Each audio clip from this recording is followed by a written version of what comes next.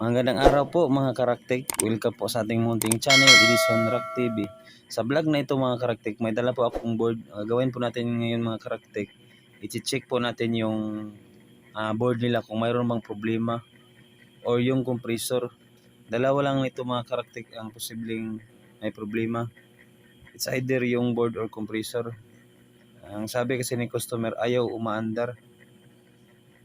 Dalawa lang yun mga karaktek, board or compressor. Kaya hindi siya umaandar. Tara mga karaktek, samahan niyo ako.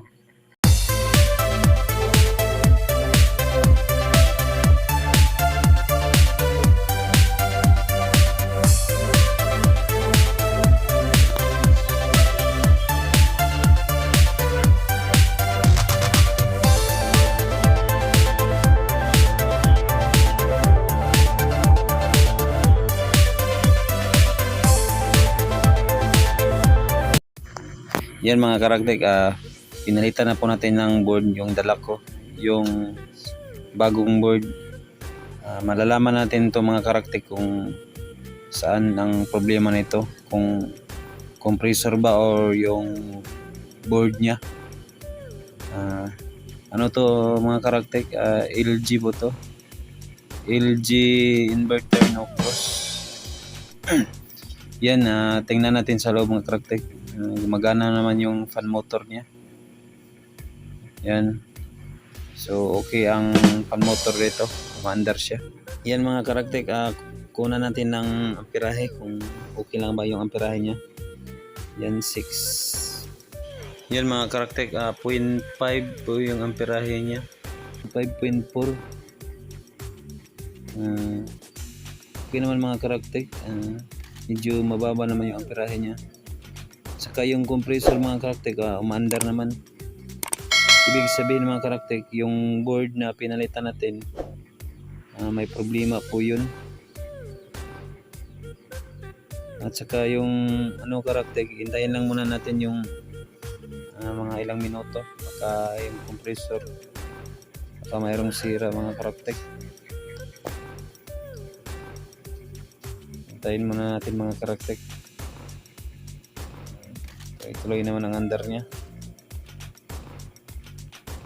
Malalaman natin yan mamaya mga karaktek kung okay na ba to. Yan mga karaktek, titingnan muna natin yung registered amperes niya. Yan nasa 0.9. Ang actual reading niya mga karaktek 0.6. So okay lang yun. Hindi pa siya high ampere. Titestingan muna natin mga karaktek. Huwag muna tayong yan mga karaktek, parang tumataas po yung amperahe niya. Obserbahan muna natin mga karaktek kung wala na ba talagang problema. Yan biglang bumababa. Yan mga karaktek, namamatay po yung compressor niya.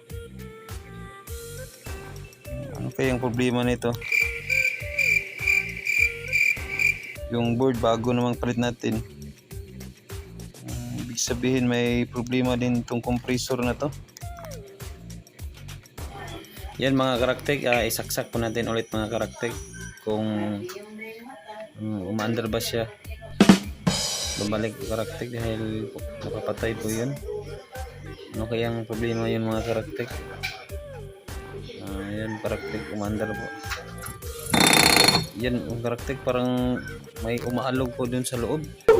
Yan mga karaktek, ibig sabihin nito mga karaktek, may sira din yung compressor niya. Ang nangyari nito mga karaktek, yung compressor may sira, napiktuhan yung board. Yan mga karaktek, bibilangin pa natin yung link niya kung ano pong trouble to. 1, 2, 3, 4, 5, 6 blink mga karaktek. Ano yun, lead number 1, 6 blink. Over current detection. May na-detect ko siyang over current. Ayan mga karaktek, mag final diagnose na po tayo. Ang problema nito mga karaktek, yung board niya mayroong sunog. Yan, kita nyo. Sunog po yan mga karaktek, yung sa board. Nasisira po yung board dahil sa compressor meron ding problema. Yan mga karaktek, yung final diagnose po natin. Ayan mga karaktek, tapos na po natin i-check yung refrigerator ng customer. Bago po kayo umalis mga karaktek, huwag niyong kalimutan mag-subscribe, like, share, comment at pag-click na rin sa notification bell para ma-update ko kayo sa aking ginagawang video. Maraming salamat mga karaktek. God bless.